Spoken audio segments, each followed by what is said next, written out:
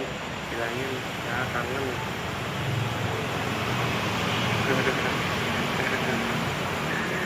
Bilangin kangen kalau lagi bercandanya